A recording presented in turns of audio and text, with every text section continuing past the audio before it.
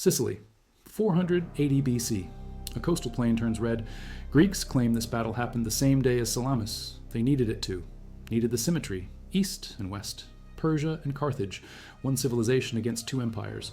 But what actually went down on that blood-soaked field outside Himera tells a different story. Not the clean, heroic tale Herodotus sold. Something messier. Something that only came to light when archaeologists cracked open mass graves in 2007 and found bones that shouldn't be there. DNA that traces back to the Baltic, to Ukraine, to the Eurasian steppe.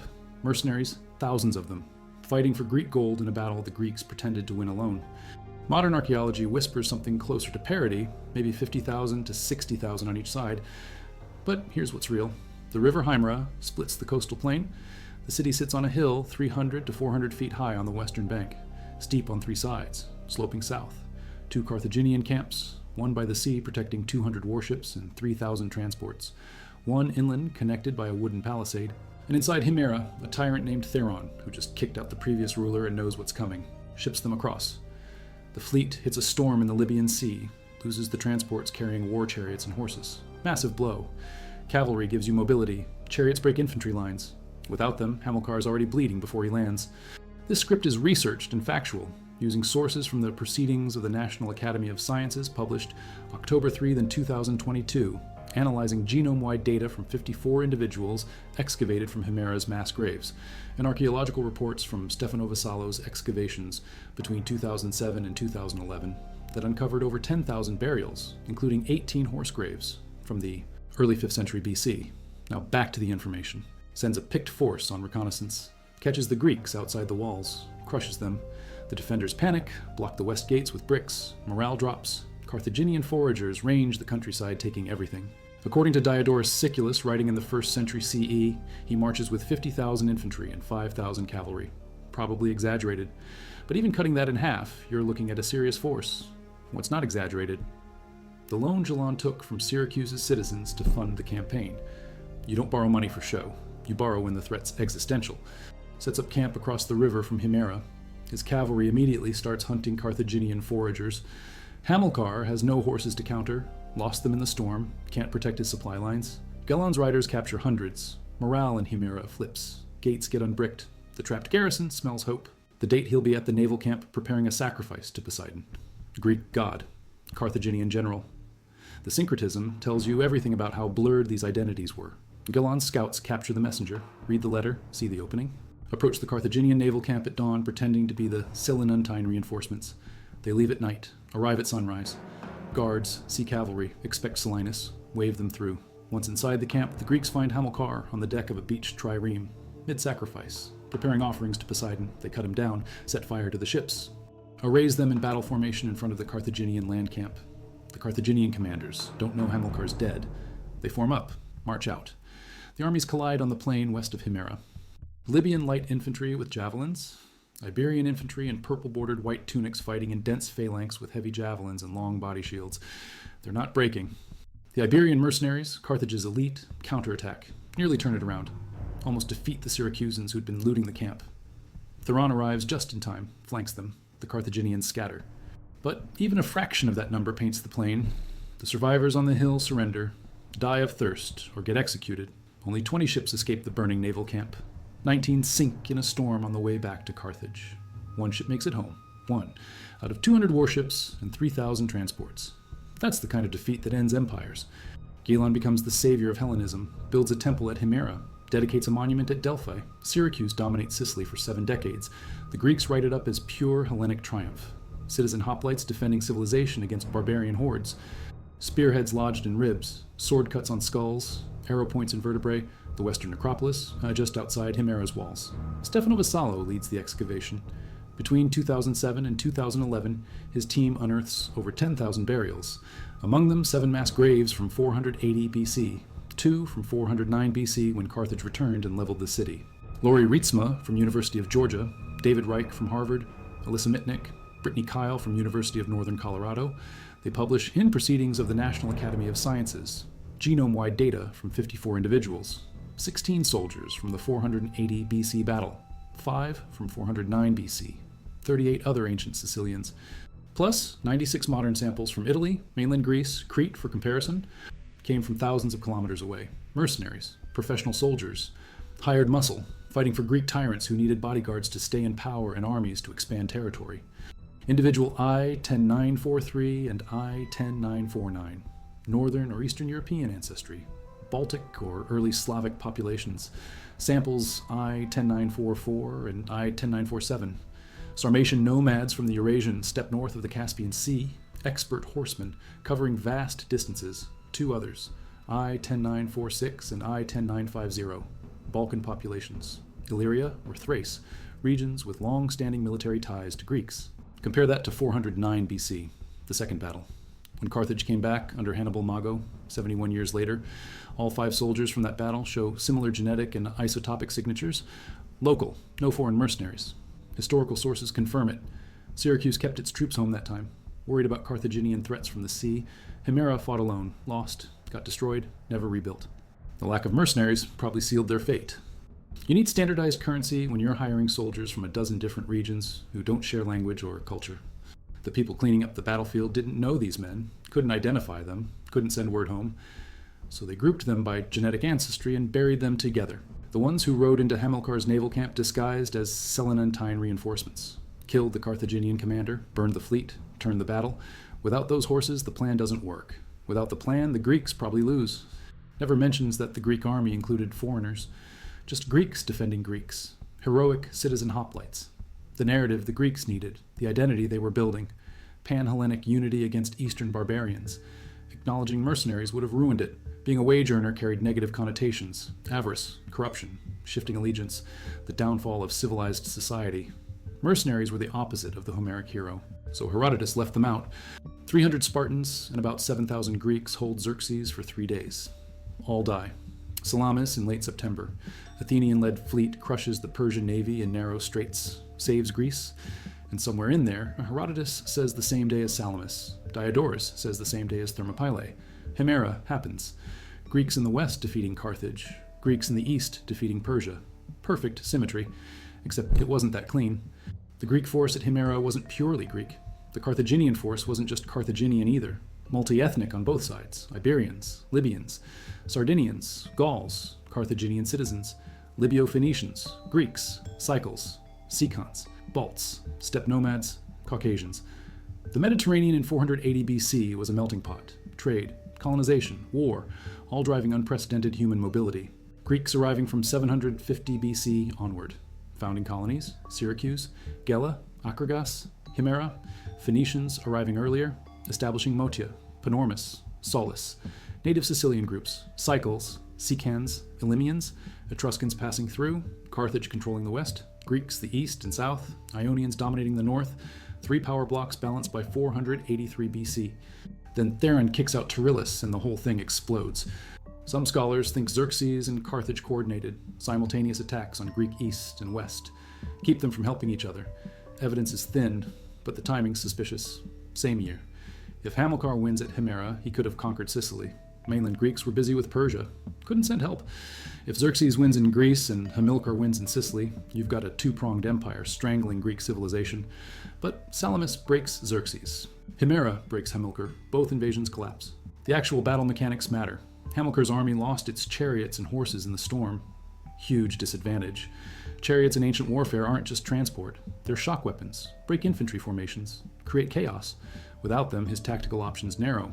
And without cavalry, he can't scout, can't protect foragers, can't counter Gelon's 5,000 horsemen who immediately start bleeding his logistics. Gelon's scorched earth strategy works. His cavalry devastates the surrounding countryside, denies Hamilcar supplies, forces him to send larger foraging parties which become easier targets. When Hamilcar's picked force defeats the Greeks outside Himera, that's his high point. After that, it's attrition. Gelon camps across the river, controls the interior.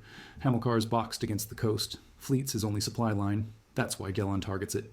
The letter from Silenus is the break. Pure luck. Scouts capture a messenger. Find out Hamilcar is expecting cavalry on a specific date, at the naval camp, during a sacrifice. Gelon turns it into a surgical strike, sends his best riders. Night movement, dawn arrival. The deception holds because Hamilcar is expecting Greeks from Silenus. When Greek cavalry shows up, his guards assume they're the reinforcements, wave them in. By the time anyone realizes these aren't Selinuntines, the damage is done. Hamilcar's dead, ships are burning. Burned himself alive rather than face defeat. Different versions. Same result. The Carthaginian commander's gone and his fleet's in flames. Well equipped, the fight goes all day. But when news of Hamilcar's death and the burning ships reaches the Carthaginian line, their cohesion breaks. Not immediately. The Iberians actually counterattack, almost rout the Greeks who'd been looting the camp. But Theron's reserves hit them from Himera. The Carthaginians can't sustain pressure from two directions with their commander dead and their escape route burning. Galan orders no quarter. Means anyone surrendering gets killed anyway. Thousands flee inland. About half the army reaches a hill, sets up a desperate defense, but there's no water, no supplies, no relief coming. They surrender. Die slowly or get executed quickly. Take your pick. Begs for terms. Galan could have demanded anything, could have invaded Carthaginian Sicily, could have destroyed their cities. Instead, he takes 2,000 talents of silver and stops. Why? Maybe he's exhausted. Maybe he knows holding western Sicily against Carthaginian revanchism would bleed Syracuse dry. Maybe he's content with dominance in the east. Whatever the reason, the peace holds for 70 years. Hannibal Mago, grandson of Hamilcar who died at Himera, gets orders from the Carthaginian Senate to attack Selinus. He obliterates it, then marches on Himera, same route his grandfather took, sets up camp west of the city, sends a third of his army south, assaults the walls with siege towers and battering rams. Walls hold, so he sends sappers, dig tunnels under the walls, set fire to wooden support beams, sections collapse. Himera's leaders see the writing, decide to evacuate. Diocles marches half the garrison and all his troops out at night. Syracusan ships evacuate women and children. Next day, Carthaginians resume the assault. City holds for one more day. Syracusan fleets returning, within sight of the city. Then, Iberian troops of the Punic army secure a gap in the wall, hold the flanking sections. The Carthaginian army pours through. Reduced garrison gets overwhelmed. Hannibal sacrifices 3,000 Greek prisoners at the spot where his grandfather fell, then destroys every building, every temple, flattens it. Himera ceases to exist. Survivors build a new city nearby, Thermae, mixed Greek and Phoenician population, but Himera itself, gone. Syracuse kept its troops home. Acragas expanded its army but didn't send help. Himera fought alone, lost. The genetic data supports the historical narrative for once. When you've got mercenaries, you win. When you fight alone, you die. Farmers who pick up spears when war comes. They've got courage, they've got stake in defending their land, but mercenaries have skill. They've fought in different terrain, against different enemies, with different formations. That versatility wins battles. Personal security. Tyrants are unpopular by definition. Rule through force, need bodyguards, loyal troops who don't care about local politics, just about getting paid. Gelan took out a loan to fund his war effort. That money went to mercenaries. Steppe horsemen, Baltic infantry, Thracian specialists, men who wouldn't run when things got hard because running means no pay. Greeks bury their dead individually or in small family groups. Personal identity matters. Name, lineage, honor. The mercenaries go into mass graves, still treated with respect, still get proper burial, but anonymous. The cleanup crews can't identify them, don't know their names, don't know their cities, can't send word to their families, so they group them by what they can see. Genetic similarity probably shows in physical features. Cluster the northern Europeans together, the steppe nomads together, give them communal graves that honor their service even if they can't honor their individual identities. Signaled the main attack. Without them, the stratagem fails. Without the stratagem, the battle probably goes to Carthage. So they get honored in death, buried in the western necropolis like the men who rode them. Thousands of bodies are a logistical nightmare. You bury them close. That placement confirms the main clash happened on the western plain between the city wall and the ancient shoreline, exactly where Diodorus said. Foundations, column drums, inscriptions mentioning the victory. Physical proof the Greeks commemorated this battle as a defining moment. Both fronts held, civilization survived. Professional soldiers who traveled thousands of kilometers for Greek gold. Men who fought and died on a coastal plain they'd never seen before for a city they had no connection to. Needed hired help. Needed foreigners. That's not the story you want when you're building pan-Hellenic identity. So Herodotus leaves it out. Diodorus leaves it out. They write this version that serves Greek self-image.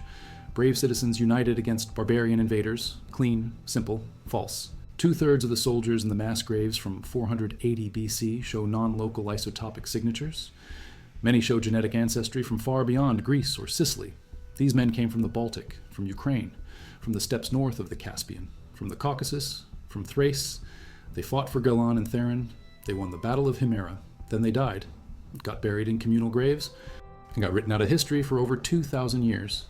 One that contradicts the ancient narrative but fits the physical evidence.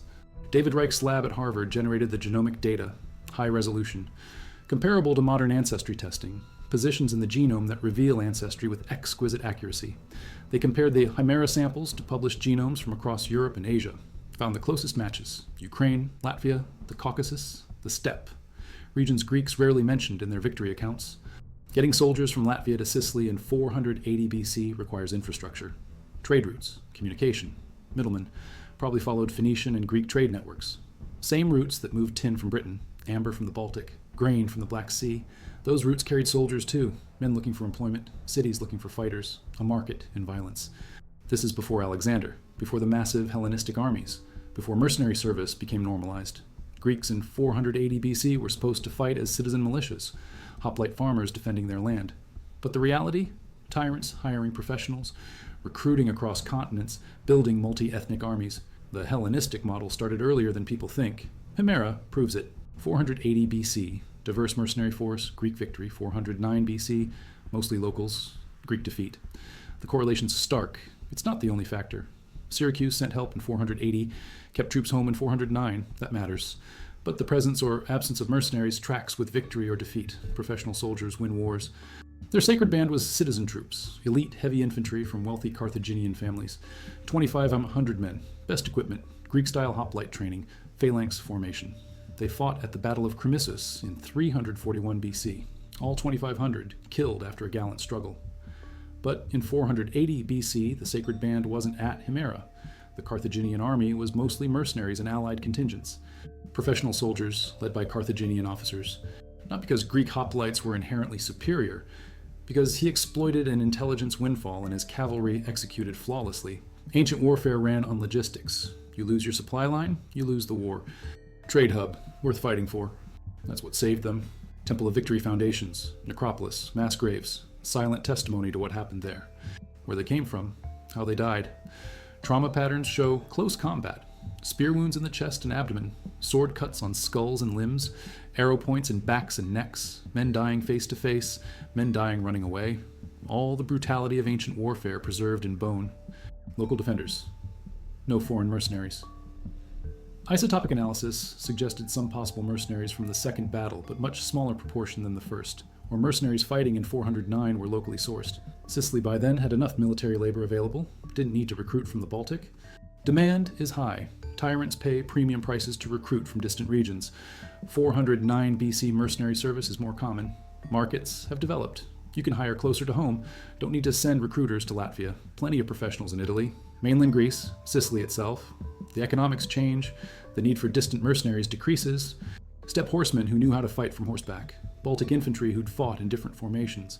Thracian specialists familiar with varied terrain. Caucasian veterans who'd served in Achaemenid armies. All that experience, all that skill, concentrated in Golan's army. That's what breaks Carthage. 2,000 to 3,000 heavy infantry. Carthaginian citizens, wealthy families, best equipment, trained from childhood to be phalanx fighters. They appear in sources by 4th century BC. Fight at Crimisus in 341 BC, all killed. 310 BC, they fight at Battle of White Tunis in North Africa against Agathocles of Syracuse, one wing of the Carthaginian force, under command of Hanno. Agathocles stations himself opposite them with 1,000 hoplite bodyguards.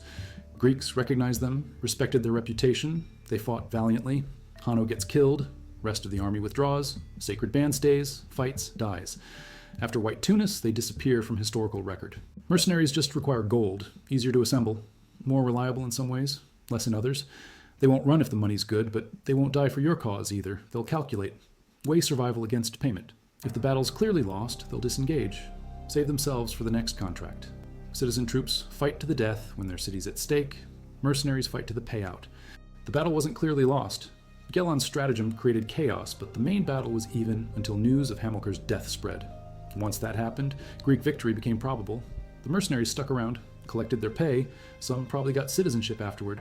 Diodorus mentions 10,000 foreign colonists Gelon rewarded, gave them land, made them citizens of Syracuse. Not bad for a season's work. Fight one battle. Get land and citizenship in one of the most powerful cities in the Mediterranean. That's worth coming from Latvia. Physical evidence for an event preserved only in texts written decades or centuries after. 7 mass graves from 480 BC, 2 from 409 BC, each one a time capsule, each set of bones a witness. They just omitted, told the story that served their identity, left out the uncomfortable parts, the wage earners, the hired help, the foreigners who made victory possible. The DNA gives them back their identity, not the identity Herodotus assigned, not the heroic Greek defending civilization, but the real identity, the mercenary, the professional, the man who crossed a continent for gold and died on a Sicilian beach for a city that wasn't his, by Galan's intelligence work and Baltic swords, by Syracusan cavalry and steppe horsemanship, by a multi-ethnic professional army that ancient sources erased and modern archaeology resurrected. The bones remember what the histories forgot. One skeleton has a spearhead embedded in the ribcage, thrust from the front, penetrated between the ribs, punctured the lung, fatal wound. The man died facing his killer. Another skeleton shows a sword cut across the skull, deep groove in the cranium. Blade came from above, downward strike, probably delivered by a mounted warrior. Third skeleton has an arrowhead in the spine, shot from behind. Man was running, didn't make it. The artifacts tell tactical stories. Greek hoplites used the dory spear, 7 to 9 feet long, bronze head, ashwood shaft. You thrust over the rim of your shield, aim for the throat, the face, the gap between helmet and breastplate. If the front line's locked shield to shield you, jab downward. Try to hit feet, ankles, anything exposed. The spear finds in the graves match this. Most wounds in upper body, chest, shoulders, neck. Close quarters phalanx fighting, vulnerable. Whoever's faster lives. Another horse shows signs of severe trauma. Crushed ribs, impact injuries. Probably got caught in the main battle. Trampled or struck by weapons meant for riders. War horses weren't armored in 480 BC. That comes later. These animals were vulnerable, but trained. Cavalry horses in ancient warfare needed to tolerate noise, chaos, the smell of blood. Not every horse could do it. The ones that could were worth their weight in bronze. The intentional burial of these horses means they mattered. Someone decided they deserved respect. Dug graves large enough, placed them carefully. Maybe they were Gelon's personal mounts. Maybe they belonged to the cavalry unit that infiltrated Hamilcar's camp. Either way, they got honored. That's unusual. Most ancient armies left dead horses to rot, harvested the tack, and moved on. These got burials. Tells you how important that cavalry charge was. Weapons, jewelry, others bare, just a body and a marker. All adult males, ages 18 to 50.